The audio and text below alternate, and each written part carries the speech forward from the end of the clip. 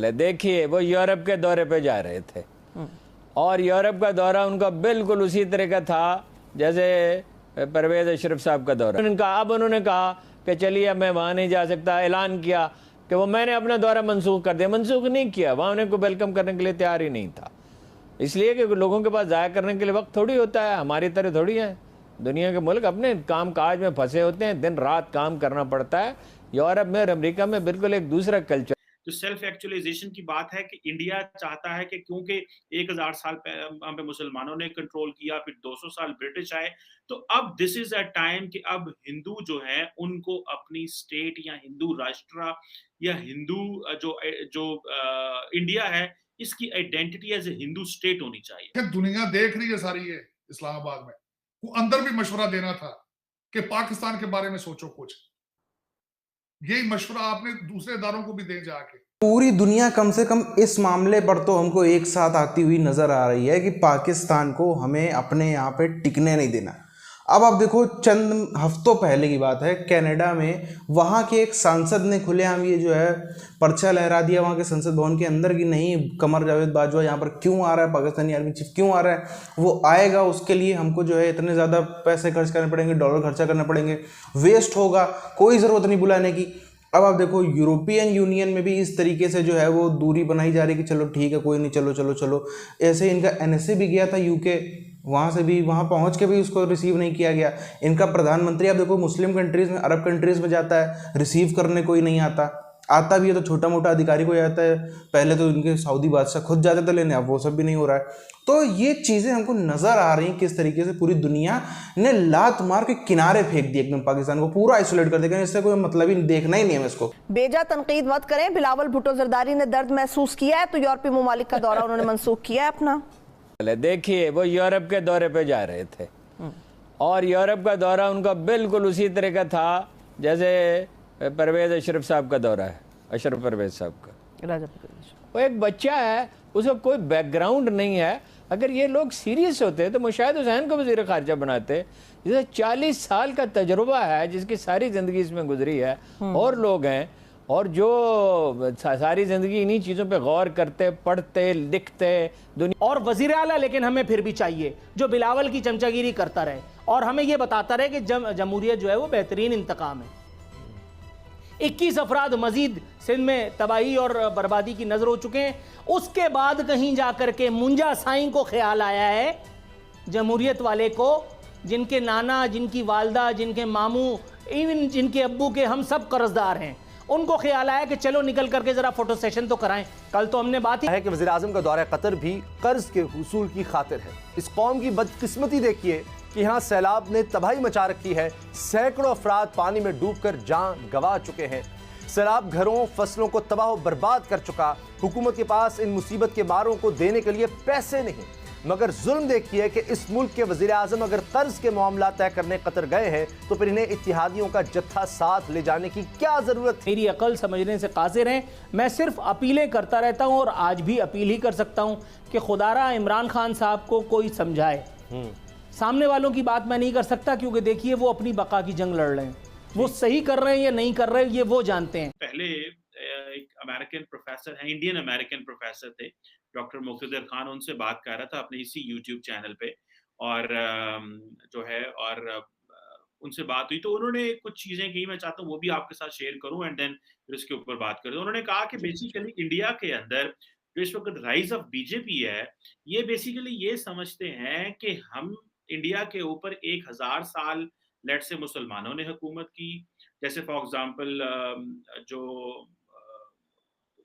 गांधी साहबा थी, उन्होंने कहा जब बांग्लादेश बना और ईस्ट पाकिस्तान आज़ाद हुआ तो उन्होंने कहा कि we have drowned the two nation theory, और उन्होंने कहा कि हमने उसको भी और हमने वो जो थे वो बदला भी ले लिया थे कि बेसिकली इंडिया के अंदर ये जो राइज ऑफ बीजेपी है, इसमें बेसिकली वो एक जो सेल्फ एक्चुअलाइजेशन की बात है कि इंडिया चाहता है कि क्योंकि 1000 साल पे मुसलमानों ने कंट्रोल किया, फिर 200 साल ब्रिटिश आए, तो अब दिस इज अ टाइम कि अब हिंदू जो है उनको अपनी स्टेट या हिंदू राष्ट्र या हिंदू जो इंडिया है इसकी identity as a Hindu state होनी चाहिए। मुस्लिम रूलर्स ने कभी इस चीज का ध्यान नहीं दिया कि ये जो सिविलाइजेशन है ये हजारों साल पुराना है और अगर आप धर्म के साथ छेड़खानी करेंगे तो इसका बैकलैश होगा, आज नहीं तो कल, नहीं तो 100 साल के बाद बैकलैश होगा।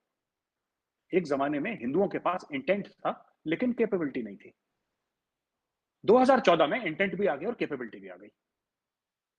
आखिरी बात आपने बोला शशि थरूर साहब की, बीजेपी ने कहीं ये नहीं कहा कि हम संविधान बदल देंगे, और संविधान में वैसे भी संविधान बदलता है, पाकिस्तान का भी, हिंदुस्तान का भी, अमेरिका का भी, अमेंडमेंट्स तो होती है ना संविधान में। बट जो उन्होंने तासुर दिया, जो उन्होंने एक इंडिकेशन दिया शशि थरूर साहब ने कि साहब मतलब ये कैंसिल कर देंगे संविधान को और एक नया संविधान लिख देंगे, ऐसा तो नहीं हुआ। पहली बात।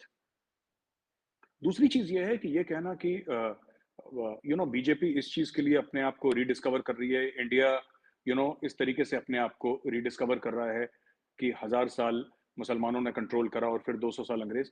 मुझे लगता है ये भी थोड़ी सी थ्योरी इसलिए गलत है चीमा साहब, क्योंकि फिर बीजेपी पूर्ण बहुमत, एब्सोल्यूट मेजॉरिटी में, ठीक है, 2014 में क्यों आया? ये फीलिंग अगर 1000 साल पुरानी है तो आजादी के बाद आ जाना चाहिए था इसको। ये नहीं आया आजादी के बाद।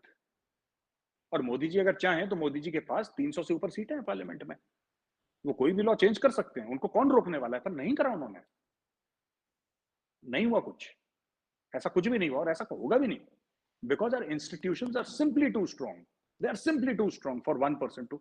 और मुझे नहीं लगता कि उनकी कोई मंशा भी है ऐसे करने की। और जो हिंदू राष्ट्र का कॉन्सेप्ट है ना, आखिरी चीज चीमा साहब, देन वी कैन, मैंने ज्यादा टाइम ले लिया आपका।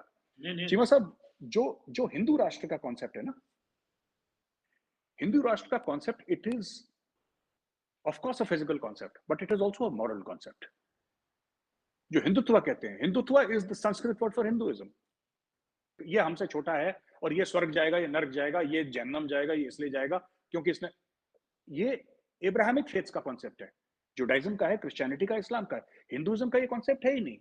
हिंदुइज्म कहता है कि कर्म प्रधान है, जन प्रधान नहीं है। यानी कि आप मुसलमान पैदा हुए या आपने इस्लाम कबूल करा तो आप जन्नत जाएंगे अगर आपने माफी कर ली, तौबा कर ली, XYZ, there is a set pattern, set formula. यहां पे कहते हैं कि कर्म प्रधान है, अगर तुम अच्छे काम करोगे तो तुम स्वर्ग जाओगे, बुरे काम करोगे तो नर्क जाओगे। अब और ऐसे भी हिंदू हैं, इससे भी डिसएग्री करते हैं। हिंदू कहते हैं कि कोई स्वर्ग नर्क नहीं होता और जो भी हिसाब होता है इसी दुनिया में हो जाता है, इसके बाद कुछ नहीं होता, ऐसा भी है। तो इट्स ऑल, मतलब अलग अलग लोगों की आस्थाएं हैं और हिंदू धर्म सबको साथ लेके चलता है। हिंदुइज्म को लोग अच्छा मानते हैं, हिंदुत्व को लोग कहते हैं कि साहब ये तो गलत चीज है। Is the same thing, there is no difference.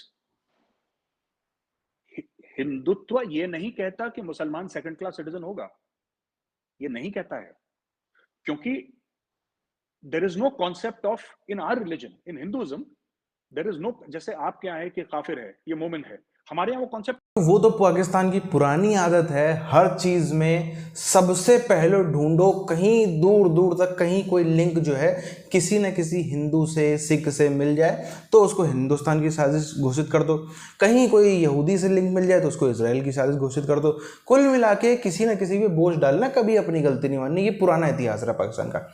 अब आप देखो, लेकिन ये भी बात सही है कि इनके खिलाफ में जिनसे पूरी दुनिया तंग आ चुकी है, जिसको सब कॉन्टिनेंट में कम से कम, या सब कॉन्टिनेंट में भी नहीं बल्कि जहाँ जहाँ, जैसे इंडियन सब कॉन्टिनेंट हो गया, इंडिया हो गया खास तौर पर उसमें, और यूरोप में और अमेरिका में, जहाँ जहाँ पर थोड़े से इंडियन से ज़्यादा मजबूत हैं, वहाँ पर इस पूरी चीज़ को नाम देते हैं पाकिस्तानी कि ये हिंदुत्व है।